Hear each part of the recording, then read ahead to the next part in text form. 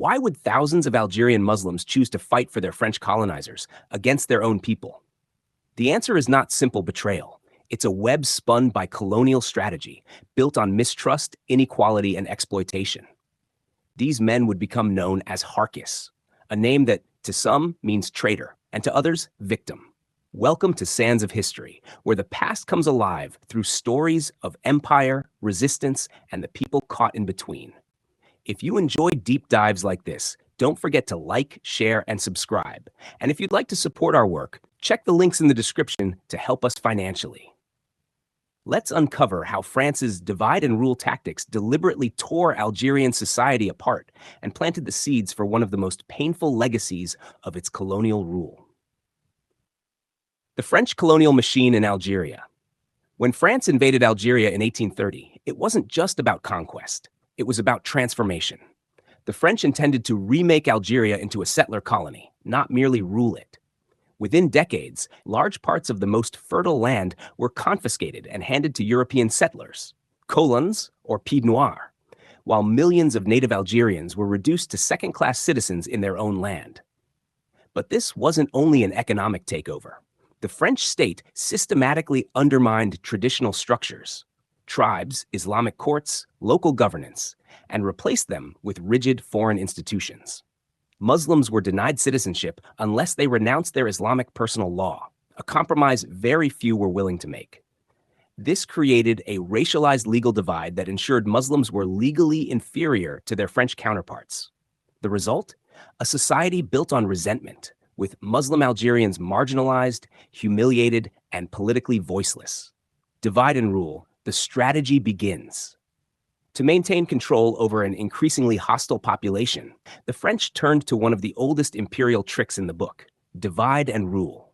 They exploited ethnic, tribal, and regional differences, especially between Arabs and Berbers. While Arab identity was often associated with pan-Islamic resistance, the French viewed the Berbers, particularly the Kabyle people, as more European and potentially loyal.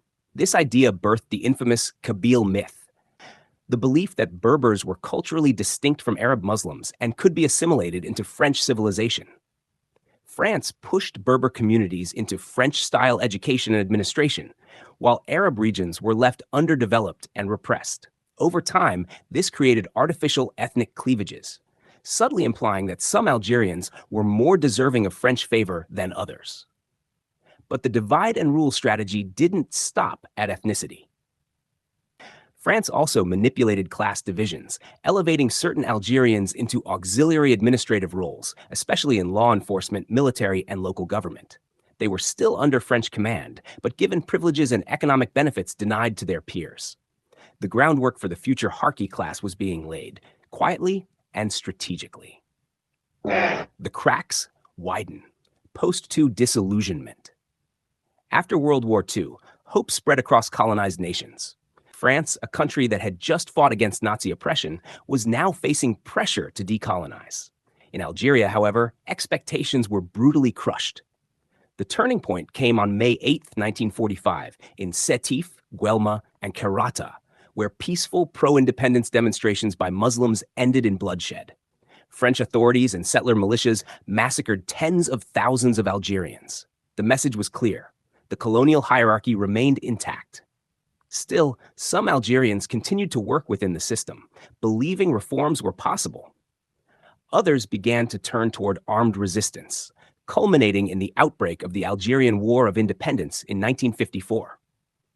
France found itself in a deadly struggle, fighting guerrilla fighters who knew the terrain, spoke the language, and had the support of the people. Desperate for intelligence, France began recruiting locals. Muslims willing to fight for the French army. Some joined for survival, others out of fear, revenge, or in hopes of reward. They became known as the Harkis. Who were the Harkis? The word Harki is derived from haraka, Arabic for movement. In the French military context, it referred to Muslim auxiliary troops who operated in paramilitary or intelligence-gathering roles. By the late 1950s, over 200,000 Algerian Muslims had served as Harkis in some capacity. Many were from rural, impoverished backgrounds, victims of the very colonial inequality France had created. For them, joining the French forces was a way to feed their families, protect their villages, or simply survive the chaos. Some Harkis were driven by revenge against the FLN, National Liberation Front. Perhaps their families had suffered under rebel purges. Others simply lacked any political ideology and were caught in an impossible situation.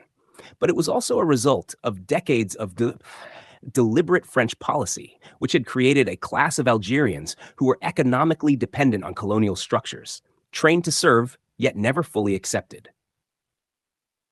The French strategy: Harkis as human tools. France didn't just recruit Harkis out of desperation. It was part of a broader military strategy.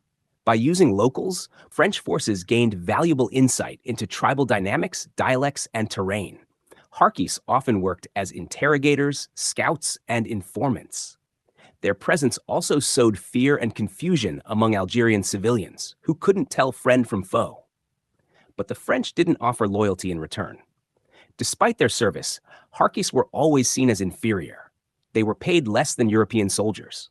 They were kept at arm's length. And when the war turned against France, the Harkis were left behind. Abandonment and massacres. In 1962, when the Evian Accords brought an end to the war, France officially promised amnesty for all Algerians, including Harkis. But that promise was a lie. As France withdrew, tens of thousands of Harkis were abandoned in Algeria. Many were brutally executed by the FLN in acts of revenge. Some were tortured. Others were killed in front of their families. Their deaths were rarely spoken of in official French narratives. Only about 40,000 Harkis managed to escape to France, often through illegal evacuation efforts by sympathetic officers. When they arrived, they faced discrimination, isolation, and economic hardship, placed in camps and kept at the margins of French society. They were treated as tools no longer useful, discarded by the very country they had served. The story of the Harkis is not just about a group of soldiers. It is about the consequences of colonial manipulation. France's divide and rule policies didn't just fracture Algeria. They created a permanent human legacy of pain, mistrust, and betrayal. It shows us how colonial powers don't just exploit land and resources. They exploit people, reshaping identities and loyalties for short-term gains, then discarding them when no longer convenient. Today, the word Harki remains loaded in both France and Algeria, a symbol of treachery, but also of tragedy. France didn't just recruit the Harkis, it created them. Through decades of engineered inequality, broken promises, and social manipulation, the colonial system shaped a class of men caught between two worlds. Never fully accepted by either, they were victims of a cruel strategy, used, blamed, and forgotten. Thank you for watching Sands of History, where we uncover the hidden wounds of empire and the human cost of conquest. If this story moved you, please like, share, and subscribe. And if you'd like to support us in continuing this work, check out the financial links in the description. Until next time, remember, history isn't just in the past, it's in the scars that remain.